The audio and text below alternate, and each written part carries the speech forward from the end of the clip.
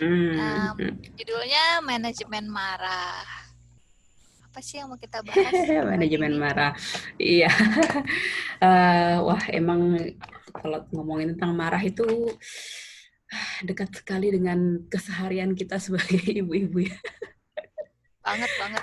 Coba deh, gini, mungkin aku tanya dulu, siapa Uh, di antara kawan-kawan di sini ya, sama Citra juga gitu ya, uh, uh. yang merasa kayaknya dulu gue makhluk paling sabar sedunia sebelum punya anak.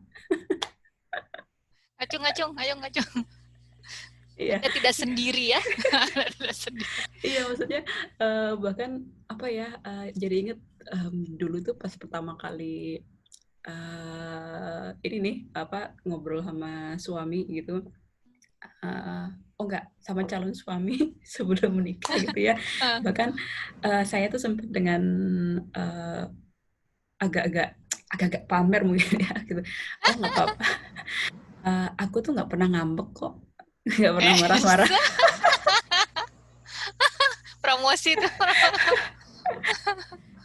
Dan ngakunya sabar. Ya anyway, jadi dan ternyata setelah punya anak, apa ya, dulu Kesabaran tuh itu diuji gitu. dulu dulu tuh tidak pernah terbayangkan bahwa kok ternyata saya bisa ya bisa bisa tiba-tiba marah gitu sama anak Mbak gitu Lagi kan. sama anak-anak kan lucu ya, anak-anak lucu gitu ya. Iya, iya. Cuman kadang-kadang kenapa ya maksudnya kadang-kadang tetap aja ada masa-masa kelepasan gitu ya, ada momen-momen Hmm. kelepasan dan udah gitu tuh padahal kita tahu gitu pas setelah kelepasan itu nyeselnya Masya Allah gitu kan ya, nyesel-nyesel Ya banget, banget banget, gitu. banget. Ya banget, banget, banget. Nah, jadi hari ini insya Allah kita coba mau ngobrolin tentang itu nih ya. Tentang itu, nanti mungkin Mbak Citra juga akan sharing beberapa tips, beberapa tips yang uh, pernah didapat sama Mbak Citra, pernah mencoba juga gitu ya. Ya. Ini mungkin kita mulai dengan sebetulnya uh, apa sih emosi itu Mbak gitu? Apa sih marah itu bentuk bentuk emosi yang seperti apa gitu? Ini mau berbagi berdasarkan yang saya baca aja ya gitu ya. Iya iya, nggak apa-apa. Katanya emosi itu tuh impuls yang muncul akibat ada rangsangan dari dalam maupun luar. Jadi itu tuh reaksi ya, karena ada Oh, aksi gitu ya, jadi ada reaksi gitu ya, itu keluar. Cuman kalau dalam psikologi emosi itu kan macam-macam ya, ada emosi terkejut, gembira, sedih, cemburu dan lain-lain. Cuman biasanya orang awam kalau ngebahas soal emosi pasti urusannya kaitannya sama emosi marah gitu. Jadi kali ini kita mau bahas ya manajemen emosi itu lebih ke mengelola marah gitu, apalagi sama hmm, anak ya kayak gitu. jadi Gitu sih. reaksi yang timbul gitu ya. Iya, jadi reaksinya biasanya lebih banyak yang negatif pasti ya. Kalau marah itu kan jadi banyak ketidaknyamanan baik diri sendiri maupun ke orang lain kan kayak gitu ya. Iya, Gitu iya, sih. iya, benar-benar. Hmm. Terus sebenarnya jadi gini ya, apakah betul ada orang-orang tertentu yang lebih mudah marah dan Hmm. ada yang lebih sabar? Sebenarnya bisa nggak sih, maksudnya gimana? Ya. Bisa nggak sih ngurangin ngurangin frekuensi marah itu bisa diperbaiki nggak sih Mbak gitu? Nah, memang tiap orang kan apa ya standar dan ketahanan otot mentalnya itu berbeda-beda menghadapi suatu situasi dan reaksi yang terjadi dalam diri ya. Rata-rata karena karakter sama pengalaman biasanya. Jadi pengalaman gitu kan ya. Nah, ini cara ngurangi frekuensi marah yang macam-macam sebenarnya kan. Tiap orang pasti bisa mengenali dirinya sendiri. Semakin kita bisa mengenali diri sendiri, kita jadi tahu apa yang bisa ngurangi frekuensi marah kita. Yang mungkin yang kaitannya sama podcast kita sebelumnya ya soal Oh, brain dump, mm. terus tuh Yang Brenda. journaling kayak gitu. Jadi salah satu cara mengurangi frekuensi marah yaitu nge-track marah kita. Jadi kita nulis, awalnya ya kita tumpahin. Kita pakai brain dump yang kemarin itu yang kita bahas yang Yang di sekedar podcast journaling sebelumnya. gitu ya Mbak ya? Ya Jadi buat ditumpahin aja gitu ya. buat sobat yang belum yang langsung skip ke podcast 4 bisa lihat ke podcast 3 dulu apa sih itu gitu ya. Jadi kita keluarin aja dulu, terus kita nge-track sumber marahnya itu maksudnya apa sih yang memicu kita marah, triggernya apa, kayak gitu sih. Jadi kalau kita tahu, jadi kita bisa mau bikin pola gitu, bikin pola. Kadang tuh yang berdasarkan pengalaman saya ya sama sebenarnya trigger marahnya sama, sumber marahnya sama, jadi kita bisa tahu ngasih solusi kayak gitu. Jadi itu kayak ini ya jadi setiap kali berarti ini kan setelah marah ya kita nge-tracknya gitu kan Mbak. Iya, betul sih. Karena di akhir hari terus kita ingat-ingat tadi sempat marah. Kenapa ya? Karena apa? Terus ditulis gitu ya Mbak ya kalau Mbak Cita ya. Nah kalau itu sih saya, untuk solusi ya. Kalau Mbak Dini gimana? Soalnya kalau saya belum pernah praktek journalingnya saat marah itu. Cuman ini sih Mbak Cita tadi betul masalah kita perlu mengenali diri gitu ya. Perlu mengenali apa sih yang sering bikin saya marah gitu. Nah dan salah satunya memang ini sih saya pernah beberapa kali itu berusaha ngenalin hal-hal yang membuat marah. Nah ternyata memang ya itu Mbak, memang ada polanya dalam artian ada hal-hal yang berulang. Kalau itu ke-trigger lagi gitu, itu bisa bisa membuat emosi. Betul. Gitu. Kadang-kadang ke-triggernya masalah hal-hal yang kurang saya suka gitu. Atau masalah waktu. Nah, kadang-kadang ini ya Mbak ya, berkaitan dengan level energi kita di waktu tertentu gitu ya. Biasanya sore ya, biasanya ibu-ibu ini udah level energinya udah ini, sedangkan suami dan anak tuh baru pulang kerja, baru pulang sekolah, dan butuh kita ya, maksudnya butuh kita yang bahagia tentunya kan. Iya. Jadi gimana supaya level energi kita naik lagi gitu, nggak langsung senggol ini ya, senggol langsung marah gitu kan. Berarti mungkin ini ya perlu juga mengkomunikasikan dengan keluarga ya Mbak. Ya, jadi betul, kayak ya itu tadi misalnya biasanya saya lepas maghrib tuh sensinya gitu.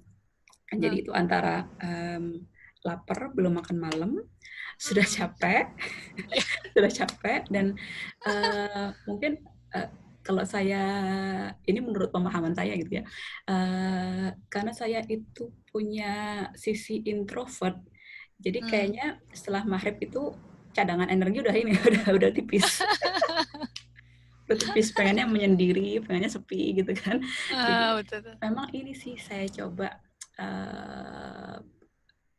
ya berapa bulan terakhir itu saya pahamkan ke anak-anak kalau setelah maghrib jangan lari-larian ya mainnya gitu, mainnya yang lebih tenang aja, baca buku boleh, baca buku, ngaji, main puzzle gitu, jangan lari-lari inilah, jangan lari di dalam rumah gitu. Tapi saya kasih alasan kalau berisik nanti kasihan tetangganya kan, soalnya kita apalagi yang di apartemen gini kan, kalau kencang suaranya kan kedengeran ya Mbak ya, di atas sama bawah gitu, apalagi kalau malam mungkin tetangga sudah pada kumpul di rumah juga ya, gitu kan. Jadi saya pakai alasan itu juga gitu, melogikakannya sama mereka gitu sih kalau saya. Kalau saya tuh ya sama, sore tuh jadinya karena capek, semua anggota keluarga apa yang dilakukan mereka salah aja gitu ya, pokoknya di mata saya itu salah aja gitu. Jadi caranya kalau pola saya tuh memang lapar, setahu saya lapar, dan kalau ada deadline kerjaan yang belum selesai gitu, jadi emosinya selain PMS ya, biasanya ibu-ibu kan PMS ya. Nah itu sih sumber yang jadi saya tuh jadi tahu. Jadi kadang ketika lapar dan level energi rendah dan harus menghadapi keluarga, saya buru-buru makan aja. Jadi kadang makan saya tuh sore, nggak malam, nunggu malam. Jadi saya makan duluan kadang, atau makan snack gitu ya. Ya diganjel dulu Mbak ya. Atau harus dulu mentor saya bilang coba istirahat, cari me time dulu sore hari. Saya me time-nya saya coba macam-macam. Saya senang dengerin musik, tapi ternyata tetap marah. Saya coba nonton drakor, tetap marah juga. Jadi ternyata saya coba macam-macam. Akhirnya me time yang mungkin level energi naik ya tidur gitu kan, tidur sebentar gitu. Jadi saya komunikasikan sama keluarga gini, ketika saya datang, anak mungkin butuh saya cuma bilang mama tidur dulu supaya mama nggak marah, langsung gitu aja sih saya. Sama suami juga, mama tidur dulu biar kita bisa ngobrolnya enak gitu. Jadi saya paling cepet itu 15 menit lah, kadang setengah jam, 1 jam juga ini sih. Jadi mereka maklum gitu. Dan memang sih bener-bener ini banget. Jadi kita harus menemukan rasa gitu ya Pak ya.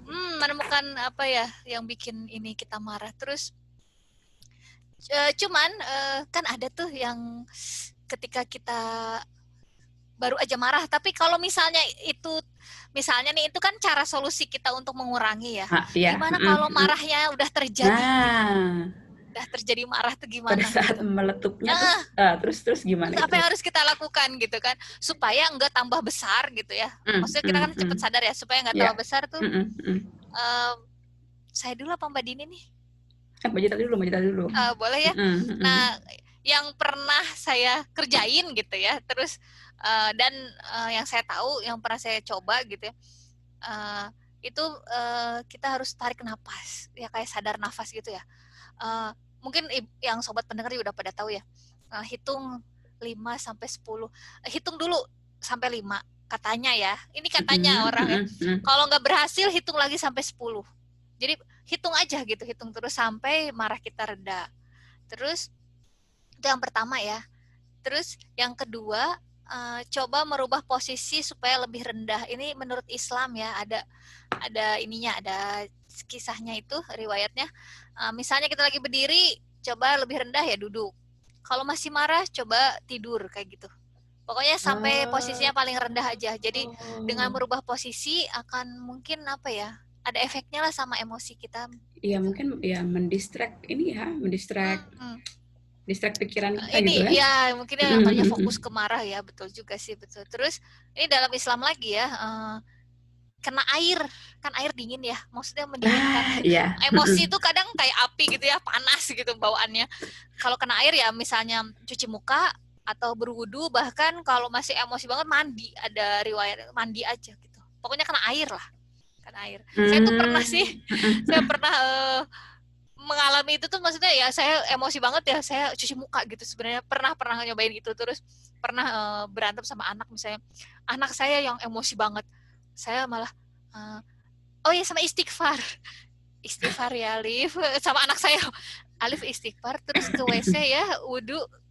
Tapi kebetulan anak saya tuh nurut gitu, dia istighfar terus ke WC untuk wudu gitu. Itu aja sih yang apa, karena ya marah itu kan dari ini, saya ngasih taunya marah itu dari setan yang gitu-gitulah, karena kan nggak baik ya gitu ya.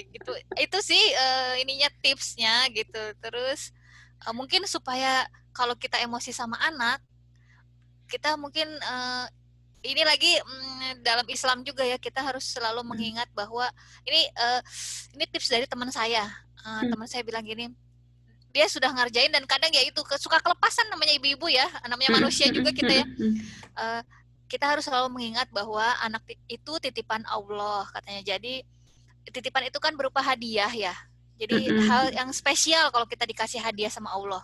Jadi nanti kita harus mempertanggungjawabkan nanti ketika Allah nanya, kamu apain hadiah dari saya, kamu apain titipan dari saya katanya. Jadi kalau kita tega nggak sih kamu marah-marahin titipan dari Allah gitu kan. Terus anak kecil itu kan penghuni surga gitu. Itu yang bikin saya tuh langsung, anak itu kan penghuni surga, kamu tega marahin penghuni surga atau ngapa-ngapain penghuni surga yang gitulah, calon penghuni surga kayak gitu. Itu sih yang pesan dari teman saya tuh, itu sih. Ya jadi karena Mbak Cita nyebut itu, jadi ingat ini, saya tuh pernah baca artikel, lupa deh dari buku atau dari internet, cuman setelah baca satu artikel itu memang lebih sering keinget gitu ya. Intinya tuh dibilang gini, yaitu ya, pada saat kita marah sama anak, nah anak-anak ini kan mereka itu belum masuk pada usia yang dipertanggungjawabkan.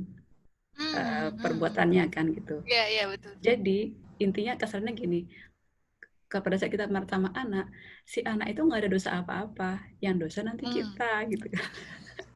Nah, Nanti kita kayak gitu. bumerang ya, balik Iya, lagi kita. makanya yang akan disalahin sama Allah itu kita gitu. Terus sebenarnya Betul. ya itulah yang oke. Dan lagi mungkin kita perlu ingat bahwa yang membuat kita marah itu adalah suatu kita pasti punya alasan untuk marah gitu ya. Mungkin ada sesuatu yang kita anggap salah saat itu gitu. Mungkin kita harus berusaha ingat bahwa marah itu cuma salah satu cara kita berusaha memperbaiki sesuatu, dan seharusnya ada cara yang lebih benar. Sebenarnya komunikasi ini juga kadang terkait sama anak ya. Kadang kan anak juga marah ya.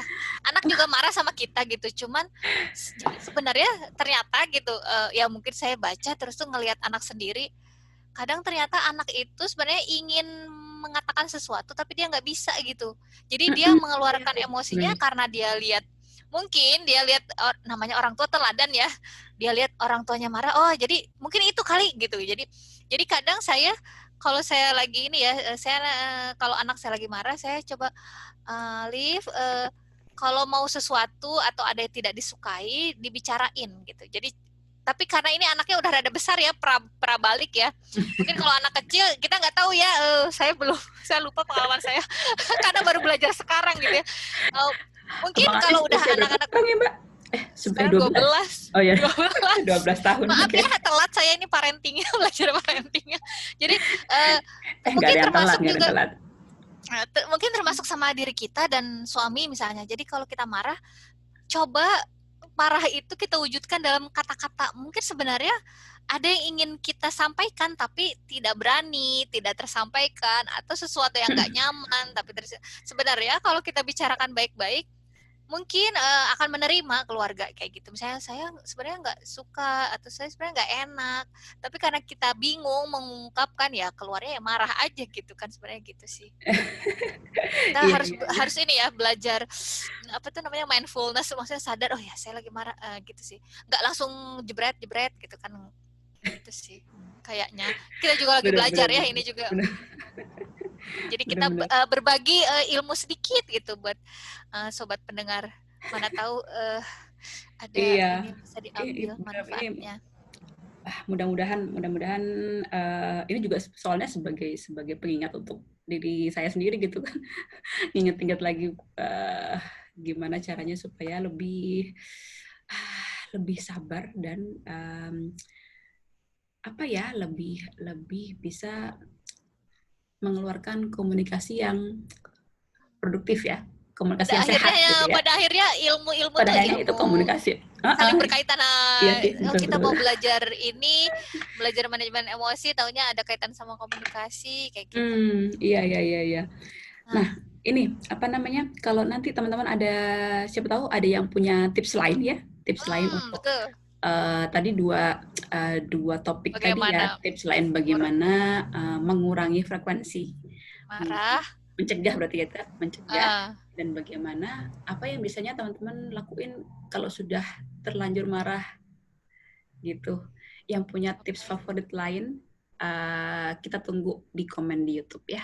Mungkin punya pengalaman yang sama kita, boleh berbagi di komen. Betul. Ditunggu. Nah, oke. Kayaknya kali ini kita cukupkan dulu nih obrolannya, Mbak, untuk 2 topik ini.